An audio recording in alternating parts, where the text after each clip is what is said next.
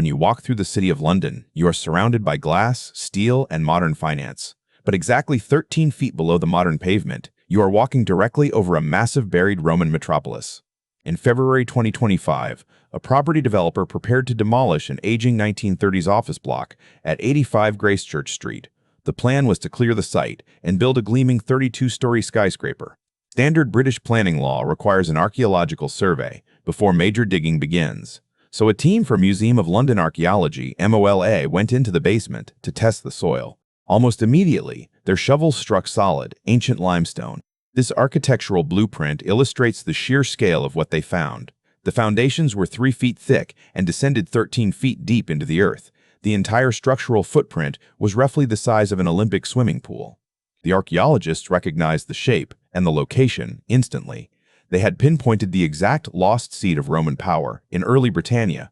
Among those massive foundation stones, researchers pulled out a simple clay roof tile.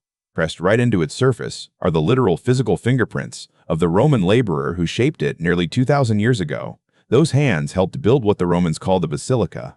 Today, we use that word for large churches, but in the Roman Empire, a basilica had zero religious function. It was a colossal civic hybrid, a combined law court, financial exchange, and city hall, all operating under one roof. The massive limestone walls found at Gracechurch Street belonged to the basilica's tribunal platform. This was the raised stage where Roman magistrates sat and exercised the ultimate power of life, death, and taxation over the entire British province.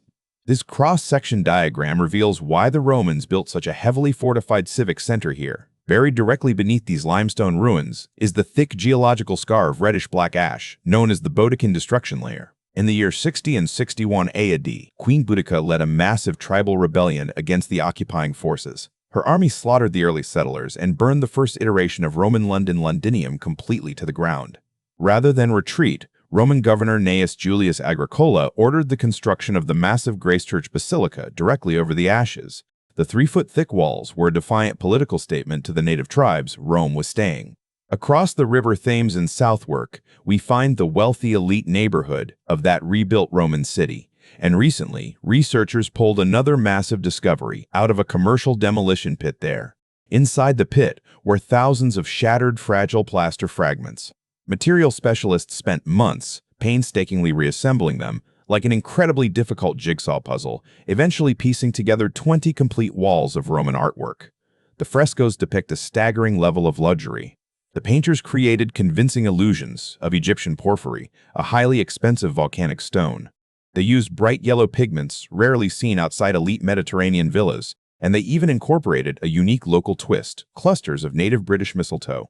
The single most important fragment was a small decorative tablet, etched with one Latin word, fecit. It translates directly to, has made this. That single word is a partial signature. In fact, it's the first known artist signature ever identified in British history, and its presence proves something remarkable. That Londinium had fully evolved from a burned military outpost into a sophisticated cultural magnet, drawing elite continental talent across the channel. The Gracechurch Basilica and the Southwark frescoes point to a much larger reality. Nearly half of ancient Roman London still sits perfectly undisturbed beneath the modern financial district. The modern city is built directly on top of invisible ancient landmarks. If you stand in the courtyard of the Guildhall Art Gallery, you're standing directly above the remains of a 6,000-seat Roman amphitheater. When builders stumbled upon the Roman Temple of Mithras during post-war reconstruction in 1954, the discovery stopped traffic. Tens of thousands of Londoners queued for hours around the construction site just to catch a glimpse of the exposed ruins. Today, strict property laws govern how the city handles these subterranean windows into the past. Developers are legally required to fund archaeological surveys, effectively acting as default archaeologists before they can pour any new concrete. This legal framework makes the square mile entirely unique.